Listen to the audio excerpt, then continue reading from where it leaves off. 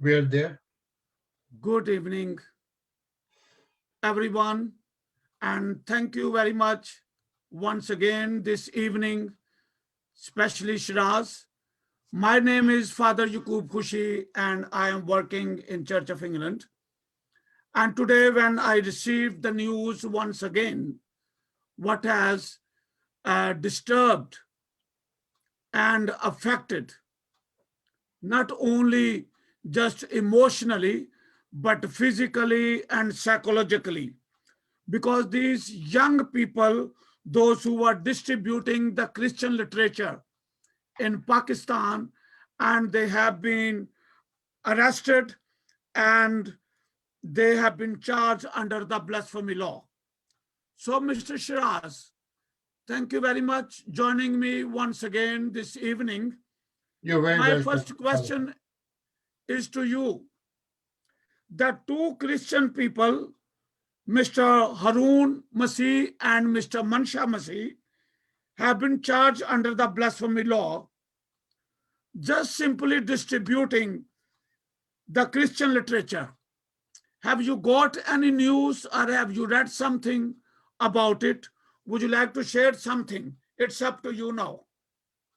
Father Khushi, thank you very much. And yes, it has come to my attention on Saturday, the 13th of February, two Pakistani Christians whom you have named Harun Masih and Mancha Masih have been accused of having committed blasphemy.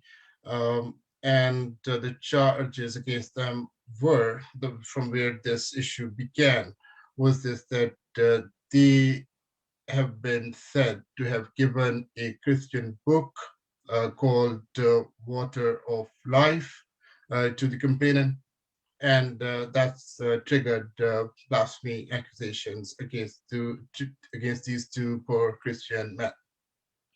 So, is there anything more is written in the leaflet about the water of life, or this is just only pure Christian material?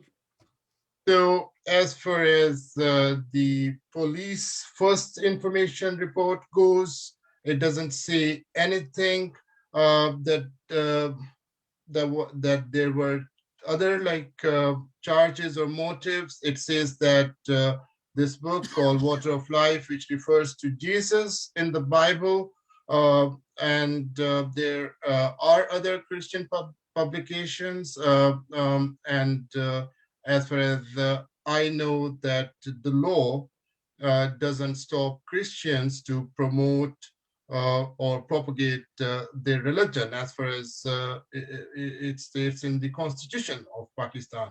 So it was simply an act by these two Christian men of an act of giving this book to the complainant. And the complainant then comes up with a story. If I understood this well, it happened on the 13th of January. So, do you have any idea where it happened in Lahore, Pakistan? So, in the jurisdiction of Model Town Lahore, and did you say that the FIR states that it happened in the month of January? Yes, here is it on the 13th of January, Model Town Police Station. Um, maybe you're right. I will have to double check. I thought it was in the month of in this month, but anyway. So according to the FIR, it states that this book, a Christian publication called Water of Life, this is what these two Christian men gave to the complainant called Ahmad, and then Ahmad, the complainant, comes up with a story. So he embellishes it and states things which I believe are untrue. No, to me, no, in the article, if I have gone through, these two men, Mr. Mansha Masih and Harun Masih, looks like a gentleman, they have gone forward and they introduce themselves to these people, Mr. Harris Khalid, Zakir Ali, and Zulkarman. And then they handed over to them the Christian literature. Nothing else is said over there. Okay, so basically, I have reviewed the first information report. According to the report, Father Khushi, it is stated that after the book in question had been handed to the complainant, then the complainant says that these two Christian accused, they began saying that Jesus Christ never married, but Prophet Muhammad married, and that's how the population or addition to his family began. And they also, according to the police first information report, it is also said that the book of Torah and the Bible, the complainant says, like you said, are great books, whereas the Quran isn't. So I just don't see that it would have happened. It is, to me, I have reported in Pakistan, and I've been on all the scenes of violence, and considering the reality of being a Christian in Pakistan, I just don't believe that these two men would have said, why would you sign a death warrant for yourself?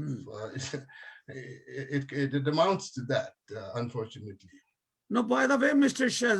Sheraz Khan, have you gone through the FIR and what is exactly written there in FIR against Mr. Mansha Masih and Mr. Harun Masih? So the first information report states that these two Christian men, Harun Ayub Masih and Mancha Masih, they gave this book called The Water of Life to the complainant, who is called Ahmad. And then, according to the contents of the FIR, Ahmad accused them of saying that the books of Torah and the Bible were better than the book of Quran, and that they also, the contents of the FIR also suggest, they state rather, that these two Christian men committed, they were trying to promote terrorism. Terrorism? Yeah, So that's in the yes. if you have gone through the FIR, is there written any weapons or anything which is very dangerous? First of all, Father Khushi, the way I see it, this is beyond ludicrous. This is ridiculous that the police's investigation, if there was an investigation, doesn't suggest that these two men were armed. I mean, it begs the question, in what way these two Christian men were committing terrorism? Did they have explosives? Did they have firearms? Did they have pistols, guns? In what way they were committing terrorism? So if simply because Ahmad says that they were trying to promote terrorism, the police official who lodged this FIR, it was his duty to have investigated the merits in the accusation. But and that is what is deeply concerning to me, to you, to Christian and human rights activists in Pakistan and around the world, that simply an allegation was made, police did not investigate it, they didn't find any truth, but simply in it, but simply wrote on this in this report what Ahmed said.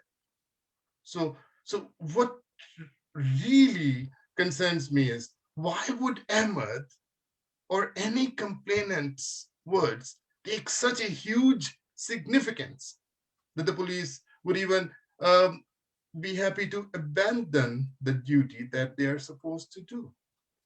No, but for me, it's no big question mark. What kind of police they have? They have no sense at all.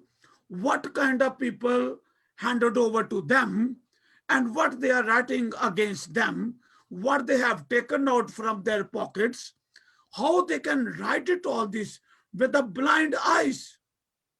This Yes, is question of big mark for the social justice in Pakistan. There is no justice. So how do you feel that if these people will get fair justice from the Supreme Court or from the Ain of Pakistan? okay. First of all, as I said before, it was the duty of the police to investigate into these accusations, and only after having fully, fairly, and impartially investigated, they should have lodged an FIR. Now, coming to your supplementary question, the criminal justice system in Pakistan moves slowly. It moves painfully slow in Pakistan. So, from the point when blasphemy accusations are made, the police come under massive pressure, this monumental pressure from the mobs, from the extremists and hardcore elements in the Pakistani society.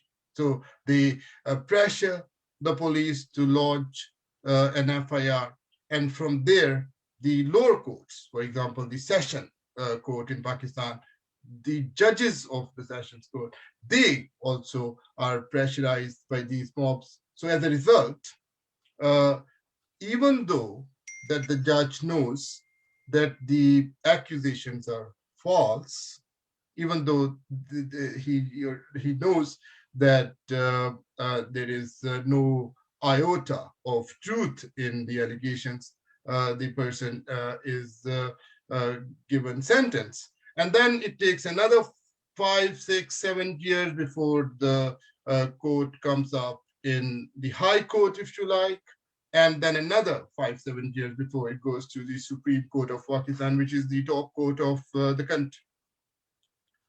So Thank you very much.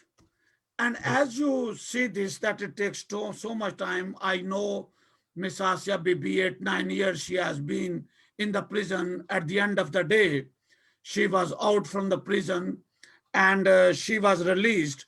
So my question is, few days back, we have discussed already about Miss Tabitha, the one who is a gospel singer. She was blamed under the blasphemy law.